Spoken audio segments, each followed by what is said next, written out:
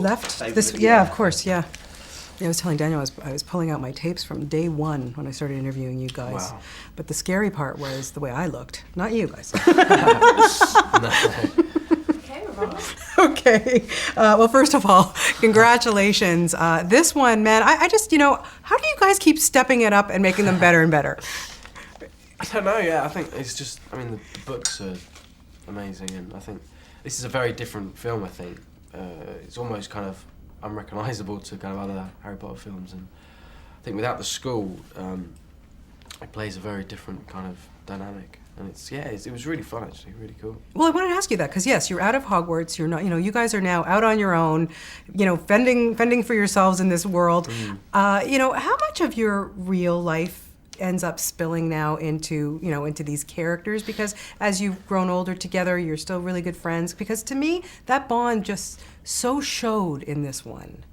Yeah, we've known each other for so long now.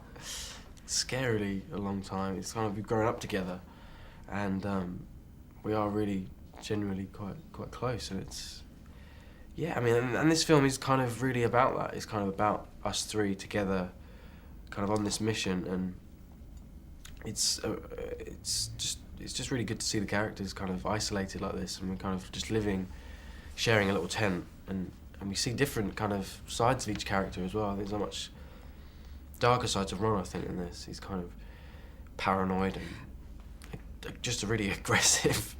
I quite like kind of playing that. Yeah, how challenging was that for you? Because like you say, it is a different Ron that we haven't seen, and like you say, you've grown up, but it must have been a good challenge for you. Yeah, it was. It was nice. It was nice because it was different. We don't really usually see this kind of Ron. He's usually quite an optimistic, kind of hopeful kind of person, and this was a lot more kind of, there's a lot going on in his head. He's kind of really worried about his family.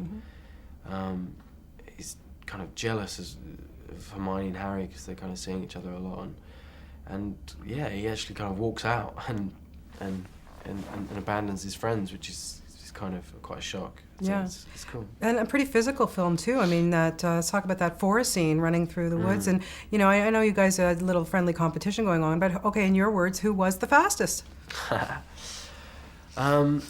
Yeah, I don't know. It was, I struggled, to be honest. It was kind of, it's just really hard to run on that because it's just, the trees are so tight together, and I'm weaving out of trees and stuff, and I had a lot more layers on as well. I might have to add that. So that probably slowed me down a little bit, but I think it was pretty even. Yeah, okay. I definitely beat Emma. Yeah, okay, well, good to know that, Yeah. because, of course, she says she was the fastest of the three of you. Really? Yeah, she does. That's a complete lie. The Seven Harry scene was fun, too. Yeah. Not so much fun to shoot it, I understand, though. A lot of takes and pretty tedious, but it was great when you see it. Yeah, it's kind of weird kind of seeing my face turn into Dan's face. And yeah, I think I learned a lot about myself with those scenes, because Dan had to kind of mimic kind of our walks and our mannerisms and stuff, and I kind of realised I've got this kind of really, I kind of wiggle my hips when I walk, and I've got this, I do this weird pelvis thing, which I was never really aware of until now. So it was quite cool. How on earth, Rupert, do you put the last 10 years of your life into words and the experience that you've had making these films? Where do you even begin? I don't know. It's hard. It's kind of, it's been my whole childhood really, and it's really it hasn't really sunk in to think this is kind of all over now. The last day was really, I was quite surprised kind of how emotional we all got. It was kind of really felt like a big deal, and just really final, and it was just, it was sad. We actually cried, so it was I wanted to ask you about that, because you're not just leaving cast members or somebody you worked with. This is family. These people you've been with for 10 years. Yeah. So of course you would cry. Like, I would be surprised if you guys didn't have that kind of emotion. Yeah. I mean, we've known these people for, like, we've grown up with them. Because making a film, I think, is quite an intimate thing. You're in every day, all day, and it's long, and it's. I think we're all going to keep in touch. Obviously, it's not completely the end yet. Yeah. It's still kind of a long way to go yet. But I'm kind of ready as well because it has kind of. They really do kind of take over your life, and I'm ready to kind of just to move on and do different things. And Absolutely, which I'm sure you will, for sure. I know you've got other films coming, and it's a great opportunity. You know, did you ever, when you look back at the 10 years and the people that you got to work with, and especially some of the British, veterans, I can't imagine that you wouldn't have stepped back and go, whoa, I couldn't get better lessons than this. Yeah, it's kind of amazing when you kind of look at the list of kind of who's in these films, and it's amazing. And even just in this one, the new characters we've got Bill Nighy and Rhys Ifans, and it's just really feel really lucky. Yeah. Now, did you get to keep anything? Because I know you were setting your sights on that magic bus. Did anything happen with that? Oh yeah, I really wanted the bus. But no, I got the. They gave me the Deluminator. You got that? I got it, yeah. So that's quite a cool thing to keep. And does it really work? No. It doesn't actually work, but it's still quite cool. Now, have you had the opportunity to go to Orlando at the Harry Potter park, which still kind of freaks me out that there's a Harry Potter park. Have you been there, and what was it like for you to experience that? Yeah, it was amazing. I really enjoyed it.